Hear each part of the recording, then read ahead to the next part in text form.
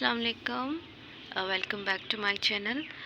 आज हम पढ़ेंगे, हमने प्रीवियस लेक्चर में पढ़ा था मेटल्स की जो प्रॉपर्टीज़ होती है physical and chemical. So today we will discuss about the characteristic of metals. सिर्फ कैरेक्टरिस्टिक ऑफ मेटल्स, इसमें जो फर्स्ट होगा वो इलेक्ट्रोपॉजिटिव करेक्टर है। अब इलेक्ट्रोपॉजिटिव करेक्टर को मेटालिक करेक्टर भी बोल सकते हैं। है इलेक्ट्रोपॉजिटिव करेक्टर ऑफ मेटल्स। तो इसका क्या मतलब है?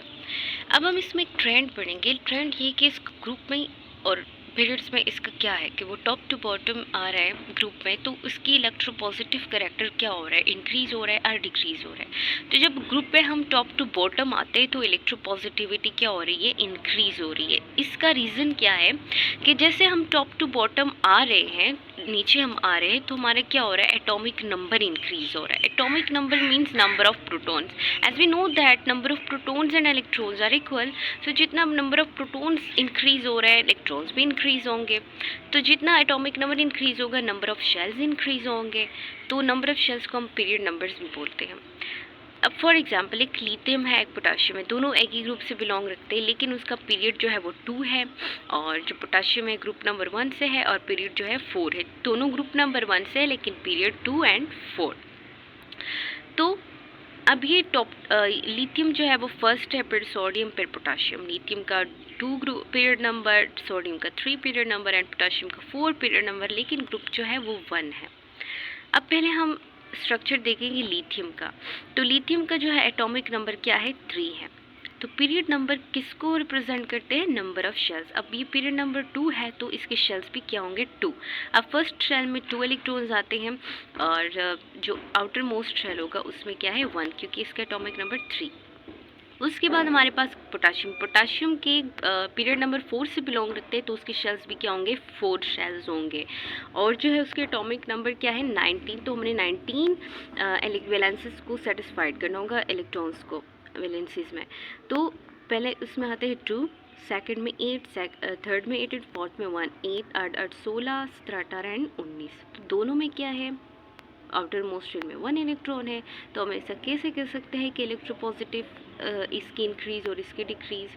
तो इस यही वजह है कि जितने नंबर ऑफ शेल्स इंक्रीज होते जाएंगे तो न्यूक्लियस का जो फोर्स ऑफ अट्रैक्शन होगा वो अट्रैक्ट करेगा ये इनर शेल इलेक्ट्रॉन्स, ही उसको अपनी तरफ अट्रैक्ट करेगा और यहाँ तक उसको पहुँचने नहीं देगा। तो ये जो आउटर मोस्ट इलेक्ट्रॉन होगा उस पर कोई भी न्यूक्लियस फोर्स ऑफ अट्रैक्शन नहीं होगा।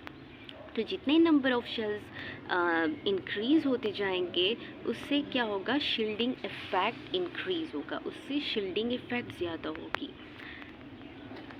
देखिए यहाँ पे मैंने रीज़न लिखा है कि जब हम force of attraction not reach to outermost shell electron, जब force of attraction outermost shell electron तक नहीं पहुँचेगा। क्यों नहीं पहुँचेगा, क्योंकि वो जो इनर मोस्ट इलेक्ट्रॉन्स है वो उसको खुद अपनी तरफ क्या कर रहा है, अट्रैक्ट कर रहा है। तो उस वजह से नंबर ऑफ शेल्स जो है वो इंक्रीज़ हो रहे हैं और शील्डिंग इफेक्ट इंक्रीज़ हो रही है। शील्डिंग इफेक्ट क्या, कि वो आउटर मोस्ट शेल तक क्या हो रहा है, अट्रैक्शन, फोर्स ऑफ अट्रैक्शन नहीं जा रहा। तो जितना शील्डिंग इफेक्ट ज़्यादा होता जाएगा, आयोनाइजेशन एनर्जी कम होती जाएगी। आयोनाइजेशन एनर्जी किसको कहते हैं कि the minimum amount of energy required to loss electrons. अगर जब मुझे एनर्जी कम पड़ रही है, क्यों, क्योंकि उस पर कोई फोर्स ऑफ अट्रैक्शन ही नहीं है आउटर मोस्ट शेल पे, तो मैं इजीली उसको लूज़ कर रही हूँ, तो उसके लिए एनर्जी कम रिक्वायर्ड है। तो आयोनाइजेशन एनर्जी कम होगी और इलेक्ट्रोपॉजिटिव करेक्टर क्या होगा, मोर होगा। तो ये हमेशा याद रखें कि मेटल्स इलेक्ट्रोपॉजिटिविटी मेटल्स जब हम डाउन टॉप टू बॉटम आएंगे ग्रुप में,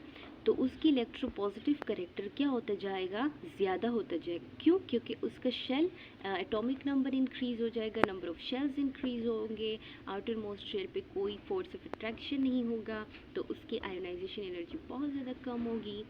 और बहुत ज़्यादा कम होने से इलेक्ट्रोपॉजिटिव करेक्टर हम उसको इजीली लूज़ करेंगे, इलेक्ट्रोपॉजिटिव करेक्टर ज़्यादा होते जाएगा। आप यहाँ पे देखें लिथियम के 2 शेल्स हैं, तो इनका एटॉमिक साइज बहुत कम है। अब ये जो इसका फोर्स ऑफ अट्रैक्शन है ये यहाँ तक पहुँच रहा है और यहाँ तक भी पहुँच रहा है, तो इस पर भी फोर्स ऑफ अट्रैक्शन है और शील्डिंग इफेक्ट कम है, तो आयोनाइजेशन एनर्जी ज़्यादा है। इसको बहुत ज़्यादा एनर्जी चाहिए होती है इसको लूज़ करने में, क्योंकि इस पर फोर्स ऑफ अट्रैक्शन है। तो जब आयोनाइजेशन एनर्जी ज़्यादा हो गई तो इलेक्ट्रोपॉजिटिव करेक्टर क्या हो गया, लेस होगा। तो ionisation energy is inversely proportional